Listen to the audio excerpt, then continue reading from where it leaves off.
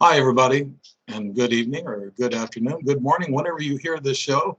This is the Dave Emmons Show, and I have guests that talk about their experiences. I have guests who talk about investigations, and we have a guest today from the land down under. And I have never really figured out, I guess it's down under the other continents, the reason why they call it the down under land. But Australia has always fascinated me. And I've got a guest that's on tonight, and I got another guest that's coming up before long from Australia. And these are some good mates, and they're into this UFO phenomena. And I want to introduce you to Luke Shanahan. He is an experienced ufologist. He's a social media manager and is running 2 internationally known and respected Facebook groups of 35,000 members and growing. He is from Queensland, Australia, has had an interest in UFOs since he was a boy. Luke has thorough knowledge of astronomy and ufology and has interviewed several well-known experiencers. And that I didn't really know, and that's great. That means that you have a feel for who you're interviewing. And I know it's always the best thing when it's best to, if you are one, then you know one. Okay, that's something like that. But Luke Shanahan, do you want to do an opener? Like he said, he wants to talk to everybody and tell them a little bit about what his thoughts are and what he's going to be doing. Luke Shanahan, take it away. Yeah, before we kick off, Dave, my aim is not to convince anyone, but to make you think about the possibilities and ideas that make ufology such an interesting and engaging subject. Right. That's what we want here, Luke, and you're doing a good job at that. And I saw, I'm on a couple of your face pages, and it's great. I communicate with a lot of people there, and I appreciate what you're doing in the ufology and trying to enlighten everybody. And it's raising people's consciousness, which is very important. A lot of people, I can see when they appreciate it. Their comments say, "Thank you for what you're doing. You're letting people know the truth out there." And that's what you got to do. And that's why I wrote my 3 books, and what do they want? And that's all about my UFO experiences. Second one was about wars and senseless wars, but the third one's about angels and supernatural. So that's coming out before long. So I want to let people know, just like Luke does with his pages and his work that he does on the internet. And it's great. And Luke, you want to tell us about those pages? Some people may not be familiar with those Facebook pages. Yeah, well, my page, I started up a few years back, approximately about 3 years. And I decided to go out on my own because I just decided to do that. And it actually paid off. It took a long time to get some reasonable memberships up because it's a private group, not a public group. But yeah, it's fascinating how many people are interested in the subject. So yeah, I've been working on it. I was working on my group for about a year and a half, roughly, and then I met a good friend of mine who's I'm now co-owner with and manage his group. It's Kelly Emile, and yeah, we run the UFO Files group together. And when we started a few years back, we were around the 4,000, 5,000 mark, and now we're going on 40,000 strong. So we're coming up to 40,000. Yeah, I'm always visiting your sites, and I really like what you're doing, and it's great. And that's why I got you on the show, because of what your work is doing, getting the word out there. And also, I wanted to get out on the on this internet and on this show to tell people what you know about what's going on. Now, the picture in your background, that's not a picture that you took, but you got that picture from somewhere else. You didn't take it, right? Correct. I just got it off the internet and thought it looked pretty cool. So yeah. It does look pretty cool. It's a typical saucer shape, the flat saucer cigar shape.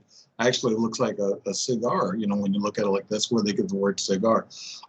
Now, you wanted to talk about, I don't know if you wanted to start off with interdimensional ETs. That's something that really a lot of people don't understand, the interdimensional aspect of these ETs. Could you talk to us a little bit about that? Yeah, it's not a subject that too many people cover in a good amount of depth, but I'll certainly give it a crack, Dave. Okay. So basically, it's suggested that there are entities that can time travel and move from the physical body to a spiritual body. That's the general idea of it. Right. So, so it's very interesting how the concept of what people believe now, in that these entities can move seamlessly between dimensions to travel, and that's kind of takes the Fermi paradox right out of it, because if they're able to do that, that explains where is everyone. Well, they can do that, hop in and out of dimensions at will, and to do that, you'd have to be extremely technologically advanced, perhaps thousands, if not millions of years, for what we are as humans. So I believe my take on this is that they use a method of vibration of frequencies to travel to a desired destination at any point in time. These entities could be very ancient, perhaps millions or billions of years old.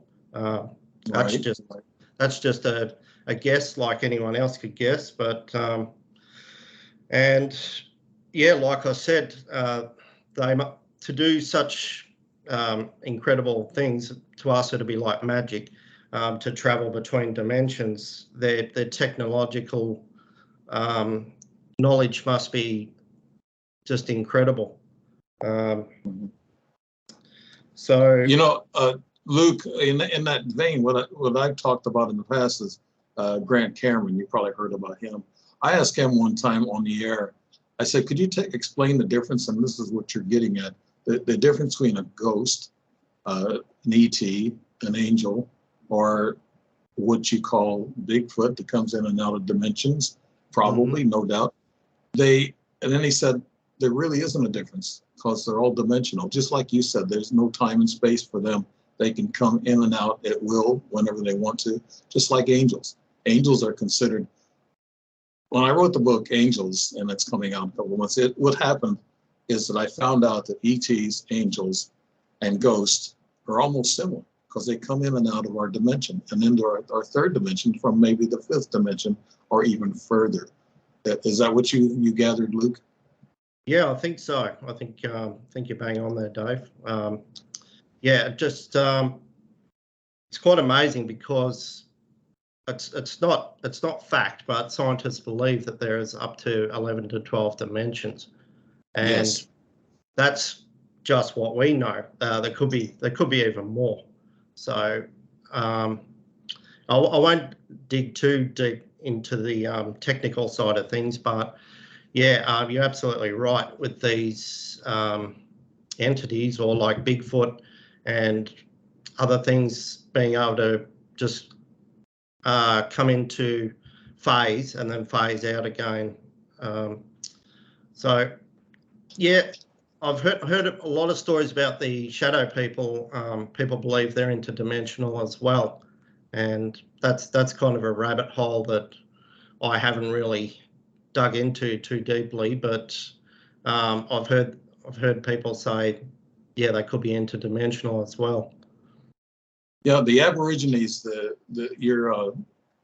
your Australian natives there, they have a lot of stories of the past, and they have drawings on walls of different creatures and visitors and this type of thing. And I guess you're surrounded by all that history, right, Luke?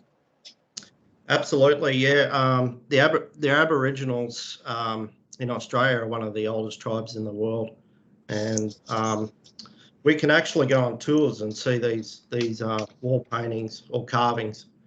And yeah, I haven't had the privilege to do that yet, but yeah, they definitely represent something not from this world, because they don't look human, these paintings. And these glyphs are all over the world, not just in Australia. Right. Mhm. On that, Now, the Aborigines had shamans. We talked about, you're on the topic of dimensional entities. Now, the Aborigines, they have shamans just like our Native American Indians do, and they'll sit around and they'll go into a deep meditation and smoke a pipe. Sometimes it's got something in it that helps them out a little bit to go to another location.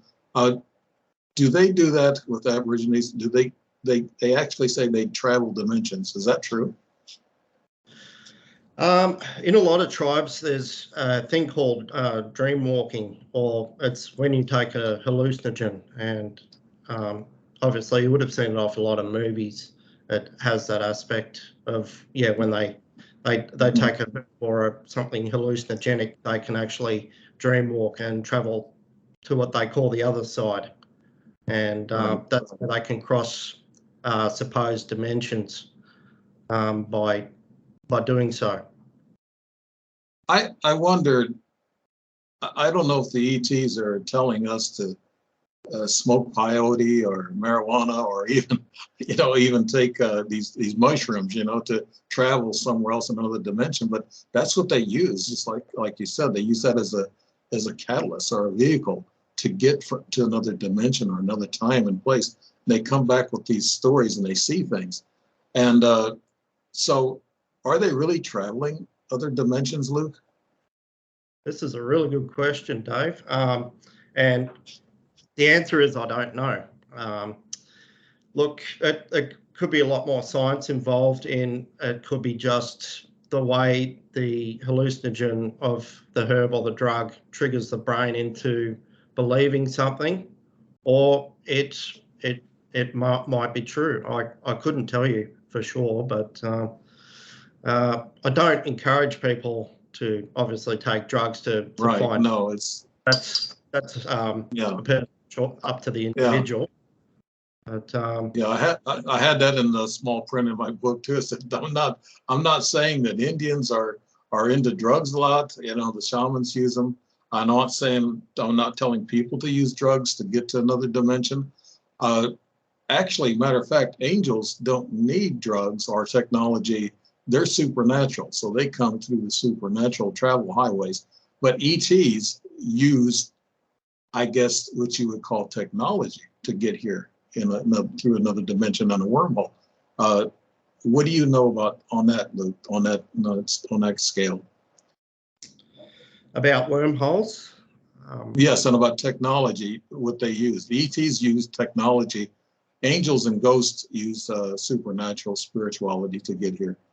So there's several methods in getting here, but I know the ETs have to use technology to do it. Well, yeah, from my personal beliefs, and that's my personal beliefs, I believe there's physical beings like ourselves and interdimensional beings, and depending on the advancement of technologies of these physical beings, they may have created the technologies to create wormholes or portals to be able to travel instantaneously to another site, another planet, another universe, maybe. So interdimensional would be able to do this just perhaps with a thought. Right. Again, I think I'm going to take it to the next level, and I strongly believe that interdimensional beings could be have transitioned or ascended to something higher, like a pure energy or light, hence your angels, and that's what I believe interdimensional beings could be, as they work on vibrations and frequencies, and if they're made of energy, which everything in the universe is, that's a possibility. Yeah, I saw one time on my camera that something coming into my house, and it was a bright, tall being, and it was seemed like it was materializing, and it must have been coming in from a dimensional portal. And so it comes in as a bright light, and then it manifests or materializes as a physical being. Is that what you're getting at, Luke? Where they can actually like transport, like in the Star Wars or Star Trek, that type of thing, where they can transmit from one place to another. That's the same thing as, I guess, Yeah, interdimensional. that's interesting. You should say that, Dave, because we're provided we don't wipe ourselves out, we will get to that stage one day. Yeah. We will be able to have the warp drive. We will be able to travel very fast to other solar systems, extra solar systems, like the TRAPPIST system, which is going to be viewed by the James Webb telescope very soon. Getting there won't be a problem in the future, but that's a very long way away. I would say maybe 1,000+ years. What do you think about when people say that we have been to other planets like Mars and other planets in our galaxy, and also we've been to the moon and we got a moon base there and we got a Mars base, and a lot of people talk about being pilots for the space program, secret space program, and actually there's a place in Australia called Pine Ridge that a lot of the secrecy is just like our Area 51. Do you think there's anything going on there, Luke? Or is any of that true, you think? Well, yeah, again, that's another rabbit hole right there. Right. Yeah, I can only speculate what is perhaps happening. I mean, there could be a program, a black budget program that we're not aware of, and it could have been going on for years, or it may be nothing. But yeah, you're hearing a lot of stories of people mentioning these programs of bases being on the moon and Mars, and being able to travel there in a very brief amount of time. And I mean, this kind of negates to, dare I say it, the TR-3B. People assuming that this craft has been built and the US government has back engineered alien tech and has done for many years. Right. Yeah. I believe. I can't vouch for the TR-3B though. Right. So as far as we've come technologically, with back engineering alien or AVPs or alien reproduction vehicles, ARPs, sorry.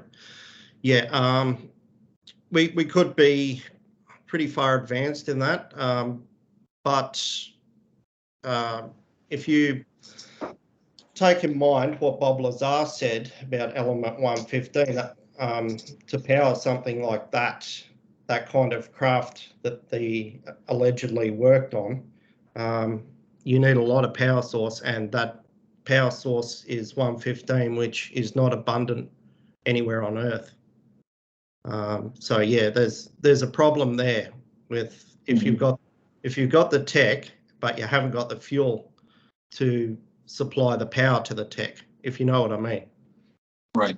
They're having problems with that now, traveling long distances. They're using what they call these solar umbrellas, in which the solar wind pushes these craft, and they've got I guess they got hydrogen fuel, things of that nature that powers up some of these. They got a nuclear fuel too that they've used on some of these satellites. But yeah, I think we're there. It's that we just don't know it. I think the military-industrial complex has a lot of things that we don't know about, and I don't think that's a conspiracy because you hear it so much. And there's a lot of things going on in Australia, I guess, that you can be, you can be called a conspiracy theorist when you start talking about all this stuff. I think traveling from dimensions would be so neat, and I think that's where we go when we pass away. We go from 3D to 5D. We can go anywhere we want. And Luke, have you thought about that? Where we go after we die? It's dimensional, yeah. NDEs. Yeah, I have a friend that's into that, and we've got to have a lot more discussions to get into the topic with him a bit more. But yeah, I believe the body is a vessel, a physical vessel, and then I would like not to think that when you die there's just nothing. I'd like to think there's something like a spiritual, your soul travels somewhere. Yes, yes. In mythology, people believe in reincarnation, such as the Egyptians. So hence the mummifying the mummies and then sending the soul to the afterlife and reincarnating. Yeah, it's all through mythology. So short answer, yes, I do believe we do go somewhere when we pass away. I think that should comfort everybody that's not really religious, or the people that are in between, and they think, okay, some people say, well, we just go 6 feet down and that's it. That's not true. I want people to know I've seen some things on the other side, and through this type of reaction with ETs, and I know there's another side. So people should have hope that we are going from here and going into another dimension with our soul, and we are reincarnating. And I think a lot of ETs, from what I understand, have told experiencers, or experiencers now are wanting to be called contactees, because they think they're kind of asking for it. They want more. They're curious. They want to be taken again and shown wisdom and knowledge. I feel that way a lot of times, but it's scary. But that's the way it is. I wanted to talk to you, Luke, about how you got interested in this. I know we talking about dimensions. We're going from angels travel and all these other the portals that the ETs use. How did you get interested, Luke, in the UFO topic? You have an experience, I think you was talking about something like when you was a young kid. Right. So I've been interested in UFOs since my early 20s, late teens, sorry. As a boy, a very young boy, I was always interested in science fiction, and how as I grew older, I was interested in how these how certain things worked in science fiction, lasers, warp drive, and in Star Wars when he says punch it, Chewie, and then this thing travels, faster than the speed of light. So it's called hyperdrive in Star Wars, I believe. Yes. Yeah, I just became fascinated as a young fella, and then I started researching UFOs, ufology, pretty early on, but didn't really get involved until the last 5-10 years or so, and started really researching it. So yeah, that's the basic story, Dave. Yeah, I've been studying a lot of this, and I've been looking at a lot of countries that accept it a lot better than the U.S. does. I mean, we may only have about 40% of our population that believe any of what we're talking about, or have seen a UFO, or know somebody who has seen one.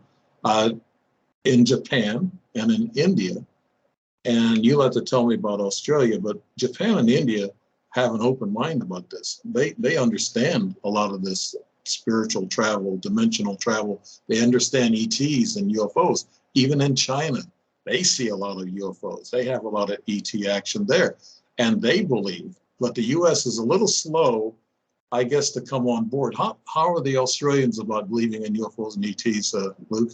Are they pretty open to it? I've got a lot of friends in the community, and the simple answer to that would most likely be yes, because yeah, there's actually a lot of people in our groups, Aussies, and so obviously they're interested in it, in the topic and subject, so they've joined groups. Yep. So yeah, we've got a lot of Aussies that have joined, and it's great to see actually so many people, not only Australians, but everyone from all different cultures around the world, Mhm. showing interest in the subject. So I'd actually like to do a little poll in our groups when I can to clarify that from our Australian members. Yeah, that'd be those. I think I'd like to find out how people are actually getting enlightened and what it takes for people to really understand and believe. Our history is not what they say it is. Our history is really totally backwards from what we believe. So there's a lot we have to learn. There's a lot we have to open our minds up to, uh, spiritually, consciously.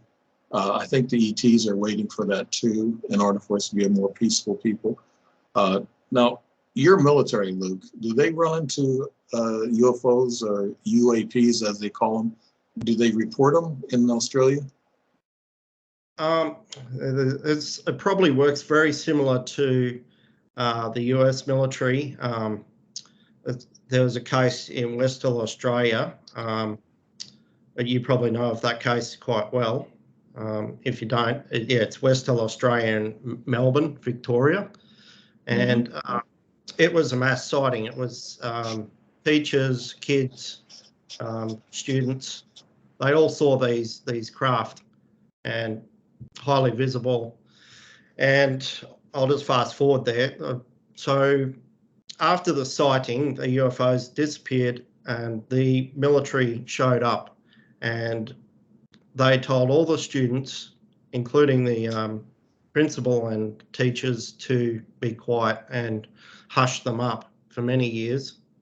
And I think there was an interview on one of the news shows that when 40 years anniversary, and they all the students came forward and told their story and said that's what happened. They got told to hush up about this event. So yeah, it's similar. Something they're all working in unison, I believe, and they're trying to get people not to talk about it. Right. Our Pentagon military said that they have 200 sightings that they're working with, and they're trying to check them out. Their main concern, and this is kind of like disclosure, dribble, whatever. But they said that their main concern, this was the general in charge of the military, the chief of staff. They're saying that they're more concerned about mid-air collisions with these other UFOs or UAPs. And that's what their concern is about. They're not concerned about being attacked by ETs at any time soon. I'm not either. I don't think if they wanted to wipe us out, they could have done it some time ago. Yeah, exactly. And what do you feel about that, Luke? And what does people tell you on your sites? Do you find people give you information off to the side with your sites, things of that nature? It just depends on the individual, really. You got a lot of levels. You got your extreme conspiracy theorists. You got your people that are a bit more level-headed and think either way, willing to think on the skeptical side, but also the other side, and then you've got your experiences and your believers, which a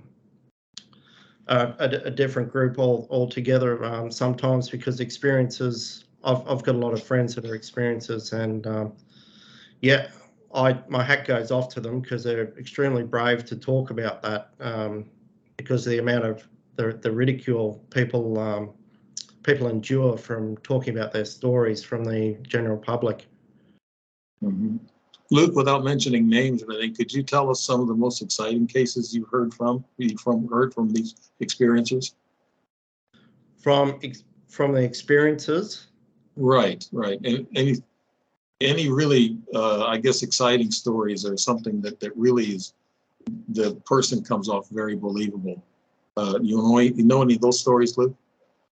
Well, I haven't actually gone into depth with it because I like to respect people's privacy, but there is one guy in Canada that I'm not going to name his name. He's been an experiencer. I got a bit closer with him, and we've had some good conversations. And he believes his abductees were Nephilim or angelic like. So yeah, he got abducted, I think, in the early 70s, and that was ongoing for many years.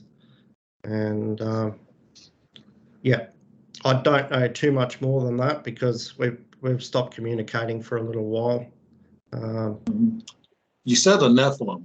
That's back in Noah's days. That's back prior to the flood, and then that's what God destroyed or tried to destroy the Nephilim, but they went underground, and they're still around. But they also have turned. They're probably the ETs, and a lot of people say that they're big and they're huge, and they come back, and they're supposed to come back and visit us and say that they are the false god, or come down and say, well, we're the ones who created you.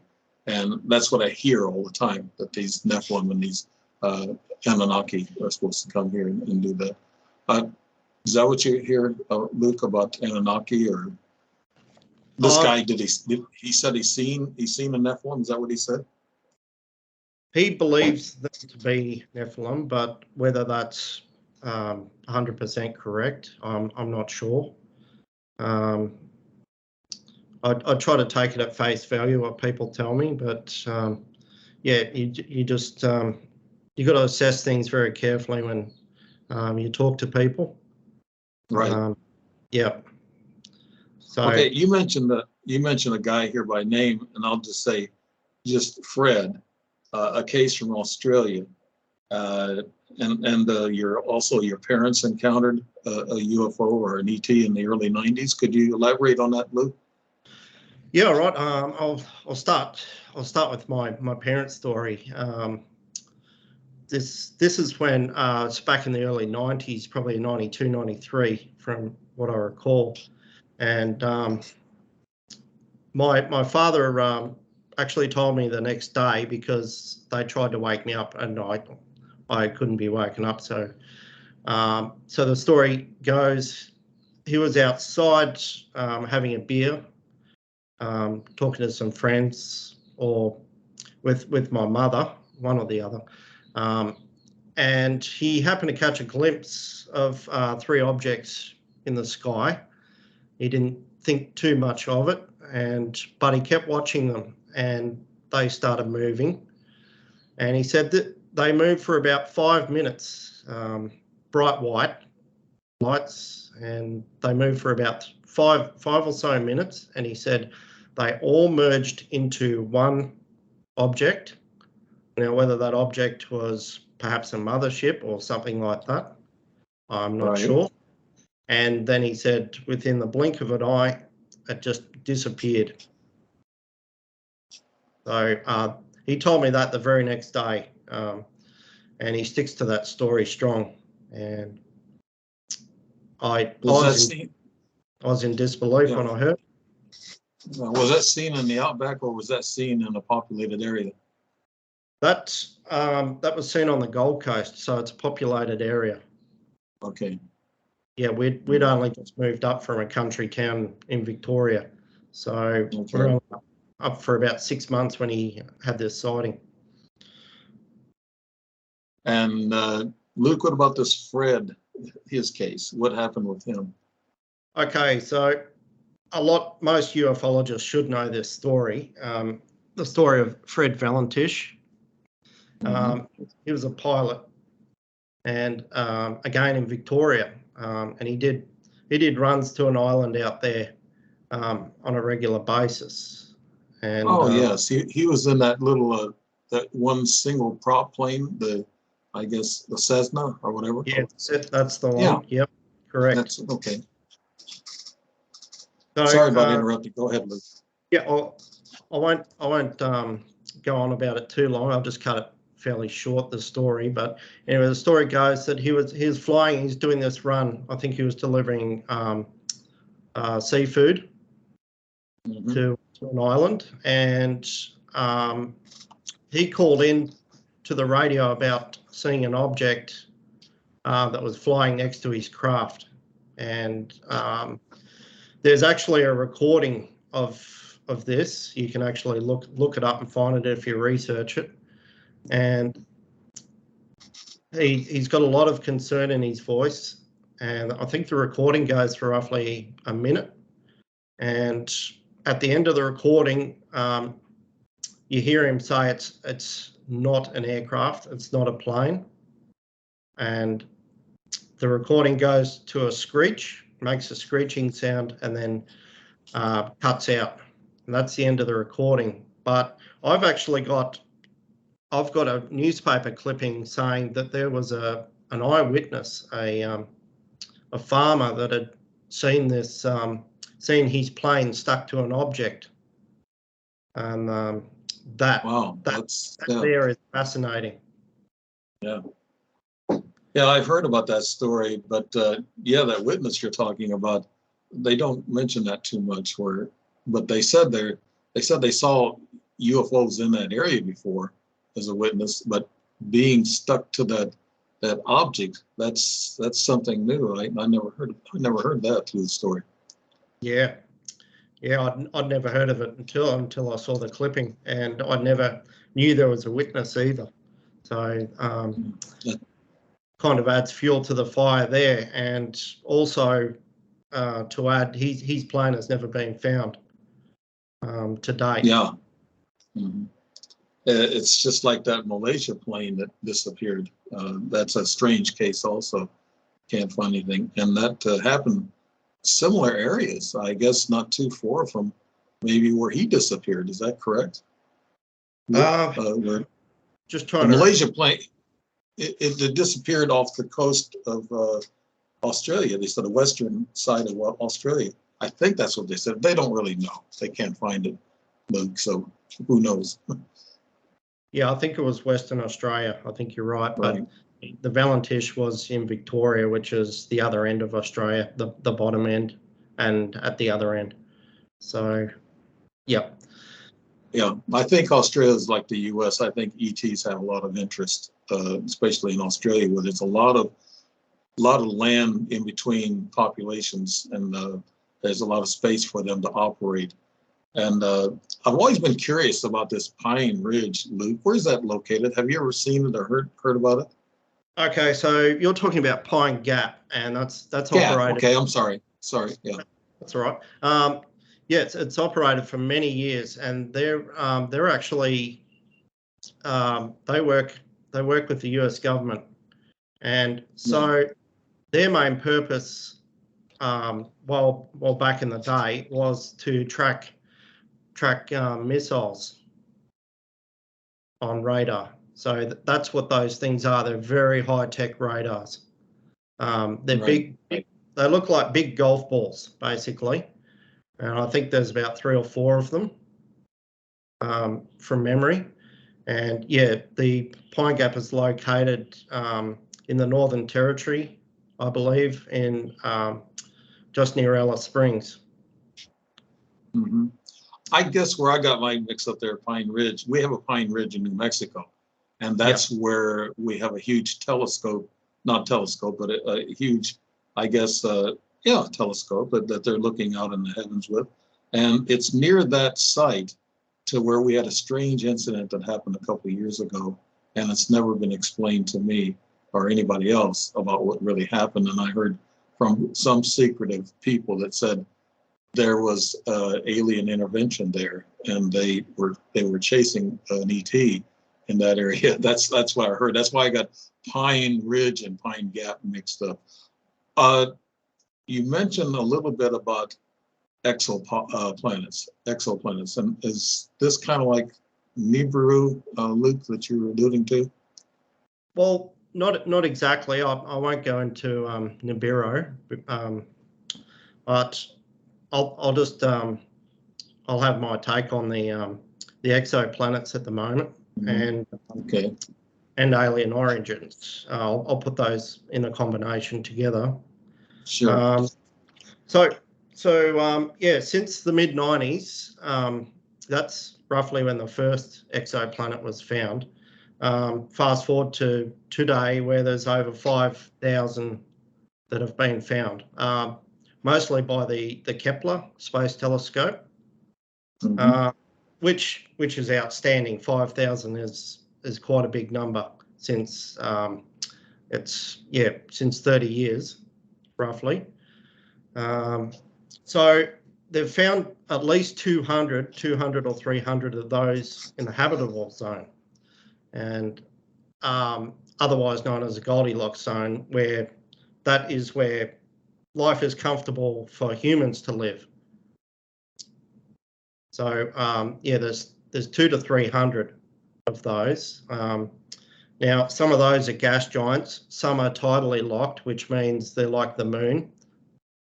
They only see one side of their star, but they also have habitable zones, even though they're tidally locked. Mhm. So life on other planets may be far different to what we'd expect, and possibly those life forms could even be silicon-based, depending on the makeup of the planets and genetics and all that. And if they are silicon-based, they could withstand a lot hotter temperatures than ourselves, and be a completely different type of life form altogether, which is quite fascinating. But Right. we don't know for sure. As you know, humans are carbon-based, so Mhm. these would be silicon, which is one of the most abundant things in the universe, one of the most abundant elements in the universe. So it is possible. So I wouldn't rule it out. What do you think these ETs would look like if they're silicon-based, Luke? You mentioned alien origins. We'll get into that, but what do you think they would look like if they were silicon-based and they're not water and carbon like us? Your guess would be as good as mine, Dave, to be honest. Yeah, Yeah. that's a very difficult question. Yeah. Look, they could, well, as you know, silicon's sand. The basic form of it is sand, which we can turn into glass. So they could be creatures with energy and look like crystals. Right. I couldn't say. It's very difficult to try to imagine that, but it's a very interesting concept nonetheless. We've never had experiencers ever claim they've seen like a silicon-based type of creature or entity. They've all been like Greys, Nordics, Blues, Pleiadians, and the reptilians. They all seem to be. I don't know. Could the little Greys be silicon-based? We don't know, and what they look like. Their technology could be shape-shifting technology, also, Luke. So who And knows? You know.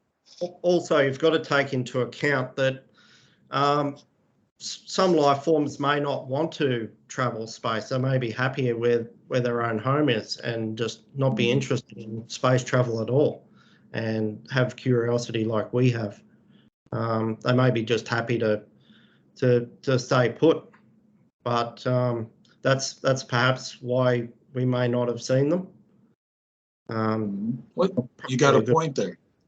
If they like living in heat and we don't have heat, we have cold here once in a while, so this wouldn't be a planet of their choice. It's like us, we wouldn't choose a planet that's 150 and 200 degrees or maybe 45 or 50 Celsius.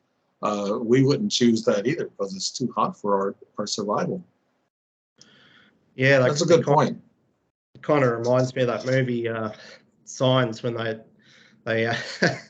they come to Yeah. our planet, and yes, 3/4 of our planet is made of water, and what are they? What kills them? Water. Yeah.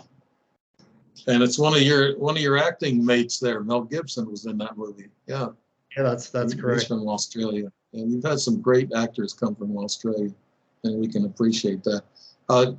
Now, as far as alien origins, that's a big one. You want to tackle that one, Luke? Yeah, it is a big one, Dave. Absolutely.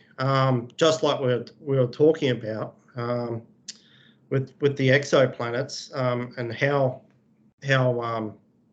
ETs or aliens could evolve is all to do with the structure of the environment, or could be to yeah. Sorry, just having a moment. I'm trying to read my notes too quickly, but Okay. So I'll put it this way: we've got extremophiles on Earth, and they're basic life forms. They're not complex, but that said, they can live in extreme environments. That's why they're called extremophiles. And that they're found in lava tubes. They're found in Yellowstone National Park in the there as well. All the geysers. So yeah, they can live in these extreme environments. So that means that life is able to adapt and survive in extreme environments. So life as we see it may be completely different, and there may be an absolute adversity of different types of aliens or ETs out there. I couldn't even imagine with all the different structures of the planets and environments how they would form, and even over the evolution of their planets. It's all very interesting. I know I've been to the churches, and they asked me, so what do you do, on the side, whatever. I said, well, I write books on UFOs, and I write books on angels, supernatural, and they'll give me a dirty look and just walk away. But if they only knew God created all life in all the universes, like you said, 11 and probably more, and there's an infinity, and it could be just repeat. And also, we have a parallel universe that probably is the same as we are, and we might run into that double of ours, that's sometimes crossing those dimensional barriers. But what I'm getting at is that people should be enlightened and open their minds up with their consciousness and think about what we're talking about. All these alien life forms, they're made by God. God made everything. So let's get down to nitty gritty about that, right? Yeah. Well, that said, that's what ETs could be waiting for. That people keep asking the questions: why don't they land on the White House lawn and so forth? Well, they could be waiting for us to be spiritually more aware and connected with ourselves before they make that connection with us. And I've heard that from so many friends and other people. Yeah, it's a big belief. Yeah, consciousness is the main thing. It's just like these ETs and these UFOs. They've been around our nuclear missile bases and silos quite a bit in our history, and they've actually been hovering over them and turned off their computers and then turned them back on. They let our military know that they can control things when they want to and whenever they want to. In which I hope that's their intent, that we don't have a nuclear war. That maybe the ETs maybe come and rescue us. That's a dream. It's a fantasy of mine, I guess, that we don't destroy ourselves. That we have somebody that will intercede for us and stop all this madness. And hopefully the ETs are like that. Now, the aliens, the origins of aliens, like you said, it all depends on the planet, the makeup of the planet, and what they are made up of. Their biological bodies, or they may not be biological if they're silicon. Well, there has to be some biology involved there, right, Luke? Now that's that's interesting. You should bring that up, Dave, because it's another thing I wanted to chat about is the evolution with AI, and Yeah. with it's obvious for us to go down that path. When we travel to Mars or something, we're gonna need something there to build structures for us, such as AI and robots. And it only makes sense that we'd integrate ourselves with that technology to improve our so if we integrate ourselves with AI, and this is what Elon Musk wants to do with all of his future stuff, but I won't go into that just yet. So if aliens have managed to do that, they could be half-half, or they could have actually built avatars to use to travel through space to get to destinations, and just remote control,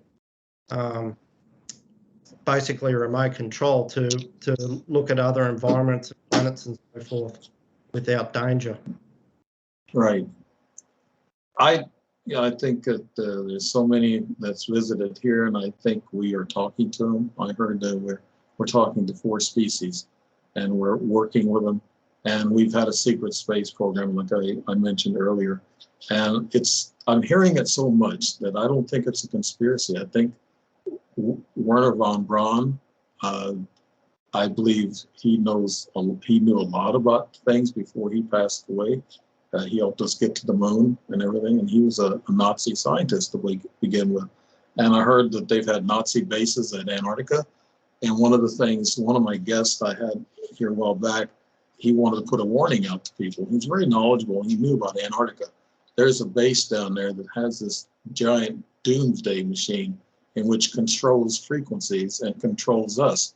That's what controls our minds, is frequencies. Everything is made up of a frequency. I think you mentioned that earlier. Is that what your thoughts are? Yeah, that's what you mentioned, Luke. Is that what you believe? Your frequencies are vibrations, and it's connected to everything. Our bodies are vibrating at the moment. Everything you're building, the windows you look out, everything's vibrating at a certain and a frequency. Everything has a frequency. So you get that combination right, and yes, you can actually manipulate physical matter. Right. It's like drinking a few pints, right? Oh, yeah, well. that changes your frequency. I think it slows it down. That's for sure. Maybe that's what it does for us. It slows us down and makes us relax. Maybe that's what we all need, is relax without the liquor and without the drugs, and do it consciously, that we need peace in this world. We mentioned alien origins, exoplanets. You mentioned something about Rendlesham. This was back in the 80s. You have any color that you can add to that one, Luke?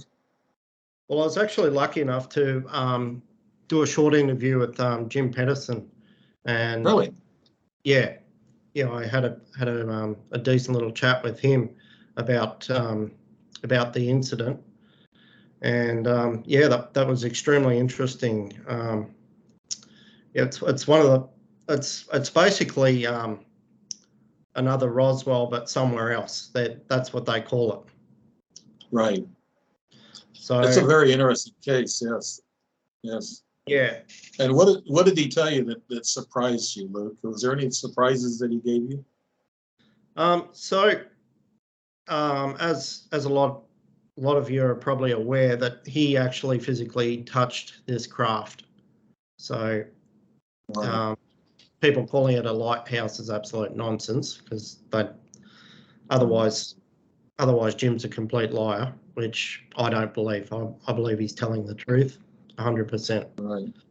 But anyway, to answer your question, the most fascinating thing I found about it is when he approached the craft, he said time seemed to slow down, like He was wading through thick molasses or water or something of that nature, and that's when he approached. I think he called it the bubble of influence in his book, The Rendlesham Enigma. Right. Yeah, so I found that extremely fascinating. So this particular craft was warping space-time around it. That's what it sounds like to me. Mm-hmm. I never heard that part of it. Is there anything else that was different that he said to you in a conversation that he hasn't put out there to the public yet, Luke? No, it was. No, he pretty much stuck to his guns. The story is what it was, what you hear from books and other researchers. So, Right. as you know, Who he was got the Who was Go the ahead. other guy? John something or another, wasn't it? There was a John. There was John his Burroughs. mate. John Yeah. Burroughs, and the commander was Colonel Holt. Right. I met John at a convention one time, and he slowed down then because he was drinking scotch. So we had a party afterwards. He gave a lecture, and there was a convention. We had a party after the convention every night for 3 days. That's what everybody goes for, is parties and meet people, and you can meet people one-on-one, and it's great to do that. But no, he didn't get drunk. He was very, controlled person, and he talked very controlled, and I believed everything he told me that evening. Actually, he was telling us stuff that he didn't say in his speech, but he was giving us. That's why I asked you, there was something else, Luke, that he might have told you that hasn't been put out there yet. Yeah, well, I actually wanted to have a chat with the co-author of that book, who was Gary Osborne, and unfortunately, Gary was having some stuff going on in his life, so I didn't get to have that chat. But anyway, I was fortunate enough to have a quick chat with Jim, and yeah, that was. Yeah, I never heard that molasses and being slowed way down. I like that. I never heard that before. That's good. Hear those things. All right, I think, Luke, we're heading down to the bottom of this whole hour. Can you believe that? Time goes by so fast, especially in our show. Could you tell us a little bit about your? I'm going to put these on the video when I submit it to the platforms. We have a couple of, I guess, Facebook mentions, sites. You have the UFO Files group, and you have another Facebook mention into the Dimensional Rift. Yes, those are the two, right? Yep. Okay. I'll print those out on the text intro to the video, and I'll have those put in there. And then I'm sure a lot of people in UFOs, I know both of these sites very well. Of course, I use them a lot. And I know a lot of people that are on these groups, and thank you so much for starting those groups and getting them going like you do. I can appreciate that, a person who's trying to get the word out and get this disclosure thing moving a little faster. So, Luke, is there anything you want to tell anybody right now, the last few seconds here? No, I just encourage the people to explore the unknown, and hopefully there's a huge paradigm shift at the moment, and hopefully we get some answers in the next few years, some solid, concrete answers. Okay, well, thank you very much, Luke Shanahan from, I guess, the great country in which I want to visit someday, Australia. And this has been the Dave Emmons Show, and I hope that you enjoyed this show and it's interesting. We need to get around to people around the world and talk to them about what they know and what they've heard, and this type of thing. And that way we can bring this world, make it a little smaller for disclosure. Thank you very much, Luke Shanahan. Thank you. Appreciate it. Thanks, Dave. I appreciate it.